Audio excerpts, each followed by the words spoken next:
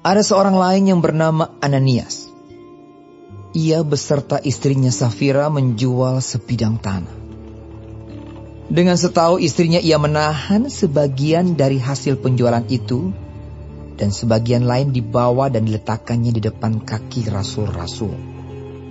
Tetapi Petrus berkata, Ananias, mengapa hatimu dikuasai iblis, sehingga engkau mendustai Roh Kudus dan menahan sebagian dari hasil penjualan tanah itu? Selama tanah itu tidak dijual, bukankah itu tetap kepunyaanmu? Dan setelah dijual, bukankah hasilnya itu tetap dalam kuasamu? Mengapa engkau merencanakan perbuatan itu dalam hatimu? Engkau bukan mendustai manusia, tetapi mendustai Allah. Ketika mendengar perkataan itu, rebahlah Ananias dan putuslah nyawanya. Maka sangatlah ketakutan semua orang yang mendengar hal itu. Lalu datanglah beberapa orang muda. Mereka mengapani mayat itu, mengusungnya keluar dan pergi menguburnya. Kira-kira 3 jam kemudian, masuklah istri Ananias. Tetapi ia tidak tahu apa yang telah terjadi. Kata Petrus kepadanya, Katakanlah kepadaku, dengan harga sekiankah tanah itu kamu jual? Jawab perempuan itu, Betul sekian. Kata Petrus, Mengapa kamu berdua bersepakat untuk mencobai Roh Tuhan? Lihatlah, orang-orang yang baru mengubur suamimu berdiri di depan pintu, dan mereka akan mengusung engkau juga keluar. Lalu rebahlah perempuan itu seketika itu juga di depan kaki Petrus, dan putuslah nyawanya. Ketika orang-orang muda itu masuk, mereka mendapati dia sudah mati. Lalu mereka mengusungnya keluar dan menguburnya di samping suaminya. Maka sangat ketakutanlah seluruh jemaat dan semua orang yang mendengar hal itu. Dan oleh rasul-rasul diadakan banyak tanda dan mujizat di antara orang banyak. Semua orang percaya selalu berkumpul di Serambi Salomo dalam persekutuan yang erat. Orang-orang lain tidak ada yang berani menggabungkan diri kepada mereka. Namun mereka sangat dihormati orang banyak. Dan makin lama, makin bertambahlah jumlah orang yang percaya kepada Tuhan, baik laki-laki maupun perempuan. Bahkan mereka membawa orang-orang sakit keluar ke jalan raya dan membaringkannya di atas balai-balai dan tilam, supaya apabila Petrus lewat, setidak-tidaknya bayangannya mengenai salah seorang dari mereka. Dan juga orang banyak dari kota-kota di sekitar Yerusalem datang berduyun-duyun, serta membawa orang-orang yang sakit dan orang-orang yang diganggu roh jahat. Dan mereka semua disembuhkan. Akhirnya mulailah imam besar dan pengikut-pengikutnya, yaitu orang-orang dari mazhab Saduki, bertindak sebab mereka sangat iri hati. Mereka menangkap rasul-rasul itu, lalu memasukkan mereka ke dalam penjara kota. Tetapi waktu malam, seorang malaikat Tuhan membuka pintu-pintu penjara itu dan membawa mereka keluar. Katanya, Pergilah, berdirilah di bait Allah, dan beritakanlah seluruh firman hidup itu kepada orang banyak. Mereka mentaati pesan itu, dan menjelang pagi, masuklah mereka ke dalam bait Allah, lalu mulai mengajar di situ.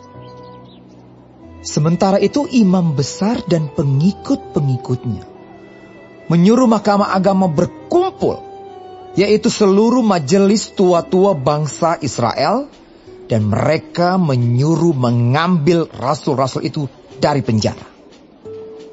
Tetapi ketika pejabat-pejabat datang ke penjara, mereka tidak menemukan rasul-rasul itu di situ. Lalu mereka kembali dan memberitahukan. Katanya, kami mendapati penjara terkunci dengan sangat rapinya, dan semua pengawal ada di tempatnya di muka pintu.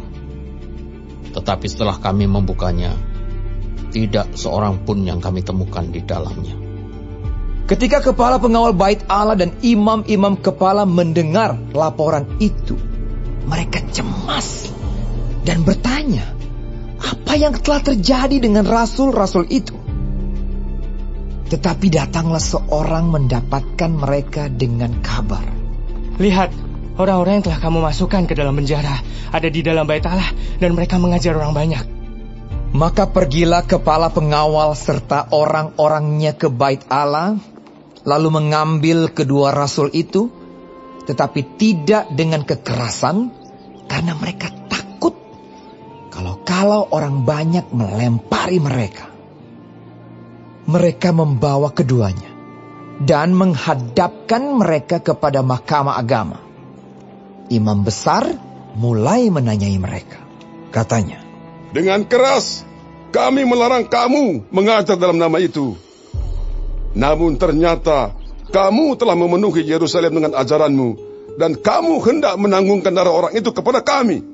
Tetapi Petrus dan rasul-rasul itu menjawab, katanya, kita harus lebih taat kepada Allah daripada kepada manusia.